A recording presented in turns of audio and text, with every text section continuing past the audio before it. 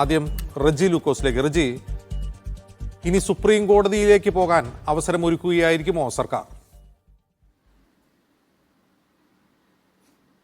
അല്ല അജിംസെ, P C ജോർജിനെ arrest ചെയ്യാൻ മടി കാണിക്കാത്തൊരു ഗവൺമെൻറ്റായത്.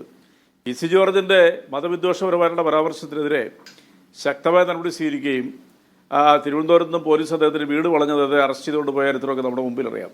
അതുകൊണ്ട് പി സി ജോർജിൻ്റെ തലോട് നിന്ന് പറഞ്ഞ വാക്ക് മാത്രം നിങ്ങൾ പിൻവലിക്കണം. പി സി ജോർജ് എന്നല്ല ഏത് വമ്പനായാലും ഈ സർക്കാരിനെതിരെ യാതൊരു മടിയില്ല, അത് നമ്മൾ തെളിയിച്ചിട്ടുണ്ട്. പിന്നെ പി സി ജോർജ് ജാമ്യാപേക്ഷ നൽകുമ്പോൾ സ്വാഭാവികമായിട്ടും ഇപ്പം നമ്മളെ പലർക്കും ഉള്ളൊരു ആനുകൂല്യം പോലെ അദ്ദേഹത്തിന് അറസ്റ്റ് ചെയ്തിട്ടില്ല. അതായത് ഹൈക്കോടതി ജാമ്യത്തിലിരിക്കുന്ന ഒരു കേസിൽ ആരെങ്കിലും അറസ്റ്റ് ചെയ്യുമോ? നമ്മുടെ മുമ്പിൽ തന്നെ ഒരുപാട് ഉദാഹരണം ഈ അടുത്ത കാലത്ത് തന്നെയുണ്ട്. ഇപ്പോൾ നടൻ സിദ്ദിഖ്, അങ്ങനെ ഒത്തിരി പേരുടെ ഉദാഹരണങ്ങളുണ്ട്. അപ്പോൾ അതുകൊണ്ട് പി സി ജോർജിനോട് എന്തെങ്കിലും രാഷ്ട്രീയപരമായിട്ടോ അല്ലെങ്കിൽ നിയമപരമായിട്ടോ എന്തെങ്കിലും വിട്ടുവീഴ്ച ഇടതുപക്ഷ ജനാധിപത്യത്തിനോട് സർക്കാർ കാട്ടിയെന്ന് പറഞ്ഞിട്ടുണ്ടെങ്കിൽ അതൊരു അതിക്രമമായിരിക്കും. അതിനെ ഒരിക്കലും അംഗീകരിക്കാൻ പറ്റത്തില്ല. പി സി ജോർജിൻ്റെ വാക്കുകൾ ഇവിടെ ആരും അംഗീകരിക്കുന്നില്ല. മനസാക്ഷിയുള്ള, മതേതരത്തിൽ വിശ്വസിക്കുന്ന, സൗഹാർദ്ദത്തിൽ വിശ്വസിക്കുന്ന, ഈ രാജ്യത്തെ സ്നേഹിക്കുന്ന ഒരു ഒറ്റ വ്യക്തി പോലും ആ മനുഷ്യൻ്റെ ഒരു വാക്കുകൾ പോലും നമുക്ക് അംഗീകരിക്കാൻ പറ്റത്തില്ല. തന്നെയുമല്ല, പുള്ളി നിയമവ്യവസ്ഥയെ മാത്രമല്ല ഇന്ത്യൻ ഭരണഘടനയെ പോലും പുള്ളി ധിക്കരിച്ചിരിക്കുക. 2 കേസിൽ പുള്ളിക്ക് ജാമ്യമുണ്ട്. കോടതി കൊടുത്ത ജാമ്യ വ്യവസ്ഥയും ഈ ഭരണഘടനയോടൊപ്പം തന്നെ ഈ മനുഷ്യൻ ലംഘിച്ചിരിക്കുന്നു. ഇത് എന്തൊക്കെയാണ് പറഞ്ഞുകൊണ്ടിരിക്കുന്നത്?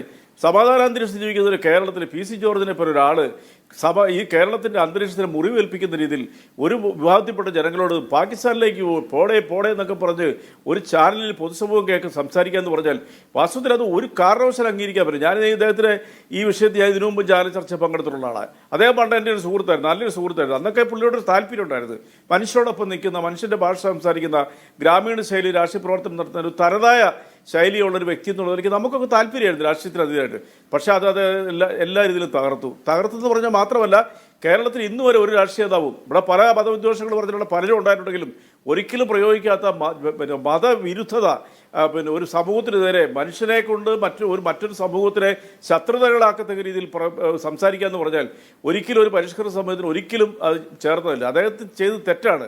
പിന്നെ പി സി ജോർജിനെ അറസ്റ്റ് ചെയ്യുന്ന കാര്യത്തിൽ പി സി ജോർജിൻ്റെ ജാമ്യാപേക്ഷ ഇന്ന് ഹൈക്കോടതി നിരസിച്ചുകൊണ്ട് ബഹുമാനപ്പെട്ട ഹൈക്കോടതി ജഡ്ജി നടത്തുന്ന നിരീക്ഷണങ്ങൾ ശരിക്കും എല്ലാ രാഷ്ട്രീയ പ്രവർത്തകർക്കും, എല്ലാ സംഘടനയെ പ്രവർത്തിക്കുന്നവർക്കും, ഓരോ വ്യക്തിക്കും അതൊരു പാഠമാണ്. എന്തൊക്കെയാണ് ഹൈക്കോടതി പറഞ്ഞത് നമ്മുടെ എല്ലാം മുമ്പിലുണ്ട്. ഞാൻ വിശദീകരിക്കേണ്ട ആവശ്യമില്ല. ഇൻട്രോയിൽ ഒരിക്കലും ഒരു കാര്യം ഇപ്പോൾ നോക്കൂ, കഴിഞ്ഞ ജനുവരി 10-ാം തീയതിയാണ് പി സി ജോർജിനെ കേസെടുത്തത്. ഇതുപോലെ തന്നെ താങ്കൾ സൂചിപ്പിച്ചതുപോലെ മുമ്പ് ഇതുപോലൊരു വിദ്വേഷ പ്രസംഗത്തിന് സർക്കാർ അറസ്റ്റ് ചെയ്തിട്ടുണ്ട്. അന്ന് പി സി ജോർജിന് ഇല്ലാതിരുന്ന പ്രിവിലേജ് ഇപ്പോഴെങ്ങനെയുണ്ടായി? അല്ല, അത് അജിംസ് എനിക്കത് മനസ്സിലാകുന്നില്ല. അന്ന് പി സി ജോർജിനെ അറസ്റ്റ് ചെയ്യാനായിട്ടുള്ള തന്റെ ഗവൺമെന്റ് കാണിച്ചു, കാണിക്കുന്നില്ല എന്നൊരു ചോദ്യം. എന്റെ ചോദ്യം, അന്ന് കേസെടുത്തു, പി സി ജോർജിനെ അറസ്റ്റ് ചെയ്തു, ഈരാറ്റുപേട്ടയിൽ നിന്ന് തിരുവനന്തപുരം വരെ റോഡ് മാർഗം കൊണ്ടുപോയി. ഇന്നെന്താ നിങ്ങൾക്ക് ആ തന്നെയിടം പോയോ? അല്ല അജിംസ്, ഞാൻ അത് തന്നെ പറഞ്ഞു, എന്നെ പൂർത്തിരിക്കാൻ ശ്രമിക്കൂ. കാരണം നിങ്ങളത് മനസ്സിലാക്കേണ്ടത്, അന്ന് ഇതിലും മെയിൻ സ്ട്രീമിലുണ്ടായിരുന്നൊരു വ്യക്തിയാണ് പി സി ജോർജ്. അന്നൊരു പരിധിവരെ പി സി ജോർജ് കേരളത്തിൽ തിളങ്ങി നിൽക്കുന്ന സമയമായിരുന്നു. അന്ന് കയ്യാമ്പം വെച്ച പി സി ജോർജിനെ ഇപ്പം എന്താ പറയുക അറസ്റ്റ് ചെയ്യാൻ തൻ്റെ ഇടം ഉണ്ടോ? ആ തൻ്റെ ഇടം ചോദിക്കുന്നത് അതൊരു ഔട്ട് ഓഫ് ക്വസ്റ്റ്യനാണ്. കാരണം അദ്ദേഹത്തിന് ജാമ്യം നിശ്ചയിച്ചിട്ട് ഇപ്പോൾ മണിക്കൂറുകൾ മാത്രമേ ആയിട്ടുള്ളൂ. പോലീസ് എന്ന നടപടി എന്തിനാണ് ഇങ്ങനെ ബഹളം വെക്കുന്നത്? അദ്ദേഹത്തിനെതിരെ കേസെടുത്തിട്ട് ഇപ്പോൾ 40 ദിവസമായി. ഇതിനിടയിൽ ഒരു തരത്തിലുള്ള അറസ്റ്റിനുള്ള നടപടിയും ഉണ്ടായിട്ടില്ല. കേസെടുത്തു, അറസ്റ്റ് ചെയ്തില്ല. അത് 2-3 ദിവസം കഴിഞ്ഞ് കോടതി പോയി, ജാമ്യം തള്ളി, വീണ്ടും പോയി, ജാമ്യം തള്ളി, ഇപ്പോൾ ഹൈക്കോടതി പോയി, ജാമ്യം തള്ളി.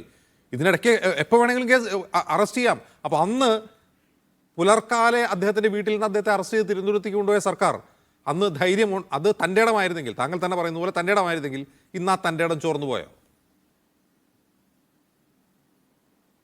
ആ തൻ്റെ ഇടമല്ലേ അന്ന് സർക്കാർ കാണിച്ചത്? ആ തൻ്റെ ഇടമാണെങ്കിൽ അന്ന് ഭരണത്ത് വെച്ചിട്ട് പി സി ജോർജിന് വേണമെങ്കിൽ വിട്ടുവീഴ്ച ചെയ്ത് കൊടുക്കാൻ പറ്റായിരുന്നോ?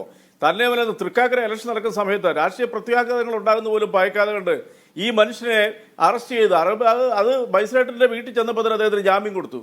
അപ്പോൾ അത് തന്ത്രപരമായ നീക്കം നടത്താനായിട്ടായിരിക്കും പോലീസ് കാത്തിരിക്കുന്നത്. എന്തിനാണ് ഈ ബഹളം വെക്കുന്നത്? അങ്ങനെ അറസ്റ്റ് ചെയ്യാൻ തന്റെ ഇടം കാണിച്ച് സർക്കാർ നിങ്ങൾക്ക് ഇപ്പൊ ആ വാക്ക്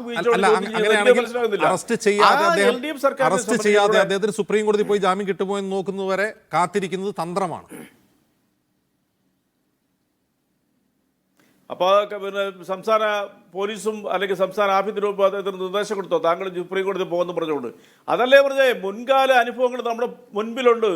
PC ജോർജ് എന്നല്ല ഏതൊരു വ്യക്തിയായാലും മതപരമായ രീതിയിലുള്ള വിദ്വേഷം കാണിച്ചാൽ അവർ ജയിലിൽ പോകുന്നത് കാണിച്ചിട്ടുള്ള പല ഉദാഹരണങ്ങൾ ഈ സർക്കാരിന്റെ ഭാഗത്തുണ്ടായിട്ടുണ്ട്.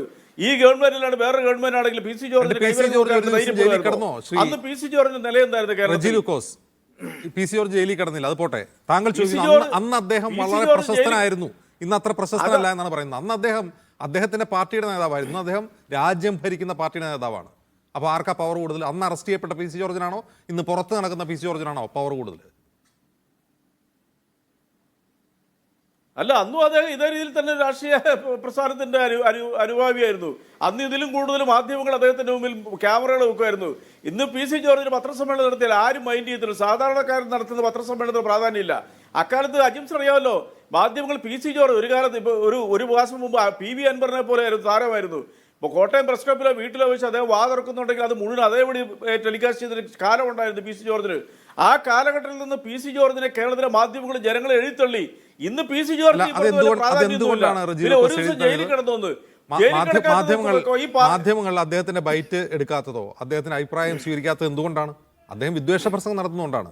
വിദ്വേഷ പ്രസംഗം നടത്തുന്ന ഒരാൾ അയാൾ ക്യാമറയുടെ മുമ്പിൽ വിദ്വേഷ പ്രസംഗം നടത്തിയാൽ തീർച്ചയായിട്ടും ആ ചാനൽ ഉത്തരവാദികളായിരിക്കും അതിന്. അതുകൊണ്ടാണ് അത് അങ്ങോട്ട് മൈക്ക് വയ്ക്കാത്തത് കൊണ്ടാണ്. അല്ലാതെ തീർച്ചയായിട്ടും I really appreciate you people. കാരണം നിങ്ങളത് മാതൃകാപരമായി ചെയ്ത്. കാരണം ഞാൻ പറഞ്ഞല്ലോ, ഒരു കാലത്ത് ഞങ്ങൾ പിന്നെ പ്രതിപക്ഷത്ത് നിന്നാലും ഞങ്ങൾ രാഷ്ട്രീയ എതിർകക്ഷികളായെങ്കിൽ പോലും ഉമ്മൻചാണ്ടി സാറിനെ കുറിച്ച് അദ്ദേഹം പറഞ്ഞ വാക്കുകൾക്കൊക്കെ നിങ്ങൾ കൊടുത്ത പ്രാധാന്യങ്ങൾ ഞാൻ തുറന്നു പറയുന്നു. അന്നൊക്കെ ഞങ്ങൾ അതിനെ എതിർത്ത ചങ്കൂറ്റത്തോട് പറഞ്ഞു ഈ മനുഷ്യൻ പിന്നെ ഉമ്മൻചാണ്ടി സാറിനെ കുറിച്ച് അത് പറയാൻ പാടില്ല എന്ന് പറഞ്ഞ ഞങ്ങൾ അന്നൊക്കെ മൈക്കുമായിട്ട് ഇയാളുടെ വാ തുറക്കുന്നതും ഇയാൾ എവിടെ പോയാലും പ്രസംഗിക്കുന്നതും ടെലികാസ്റ്റ് ചെയ്തുകൊണ്ടിരുന്നത് ഇന്ന് നിങ്ങൾ കാണിച്ചിട്ട് മാതൃക ഞാൻ അപ്രീഷിയേറ്റ് ചെയ്യുകയാണ്.